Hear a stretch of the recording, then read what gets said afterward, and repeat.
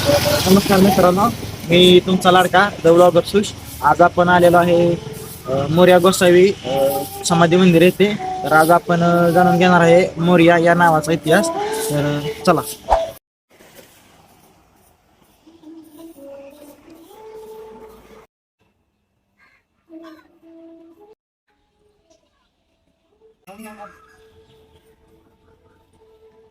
तर मित्रांनो, आज आपण आलेलो आहे श्री मोर्या गोसावी यांच्या समाधीमध्ये. तर आपण बघूयात मोर्या गोसावी यांनी कुठे समाधी घेतली, तिथले मंदिर कसे आहे. चला.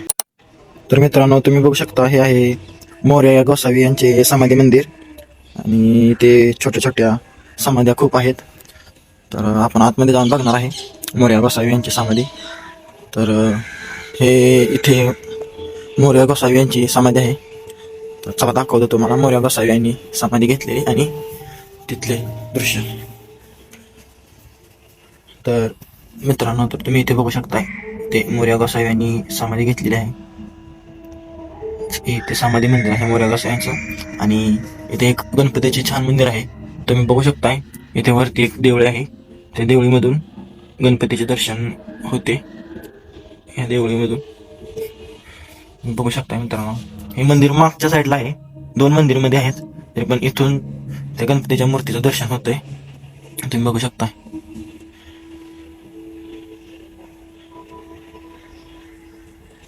तर ही आहे मोर्या गोसावी यांची समाधी.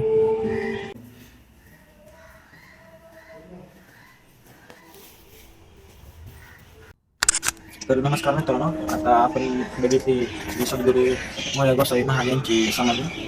आणि आपण त्याच्यामधून बघितलं की त्यांच्या समाधीपासून मागच्या साईडला एक मंदिर आहे, त्यातील गणपतीची मूर्ती आपल्याला दिसत आहे. तर चला आपण बघूया की ती गणपतीची मूर्ती जवळून कशी दिसते.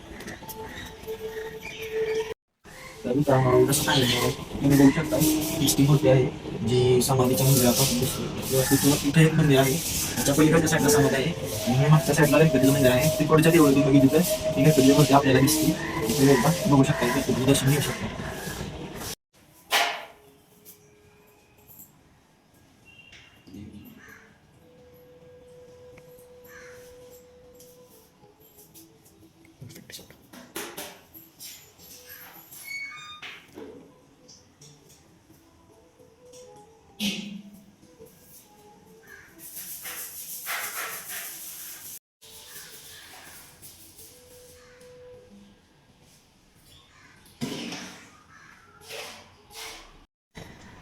तर मित्रांनो, तुम्ही बघू शकता, इथे एक नदी आहे. या मंदिराचे एक वैशिष्ट्य सांगायचं आहे तर हे पावना नदीच्या किनारी बसलेलं मंदिर आहे.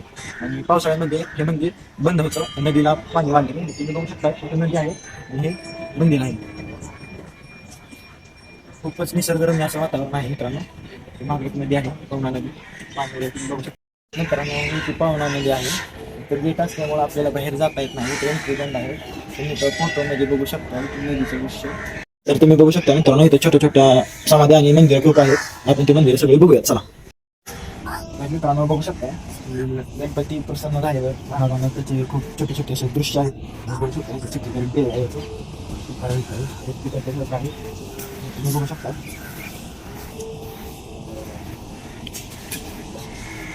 एक समाधी आहे, नारायण महाराज थोरले तिसरे सत्वपुरुष यांची समाधी आहे इथे.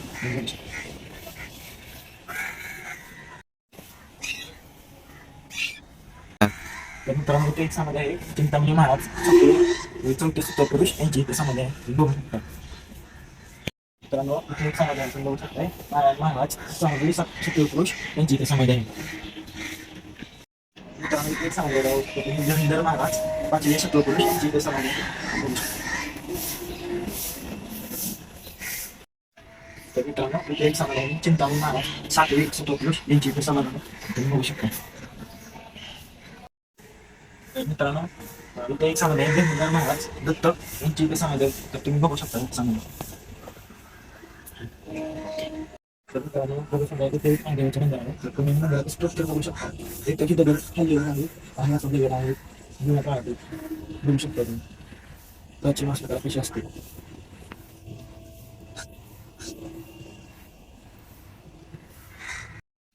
महादेवाचं मंदिर आहे, तर तुम्ही बघू शकता, तर टोटल 5 ते 6 महादेवाचे मंदिर आहे. खूप सुंदर असा महादेवाच्या पिंडी आहेत इथे.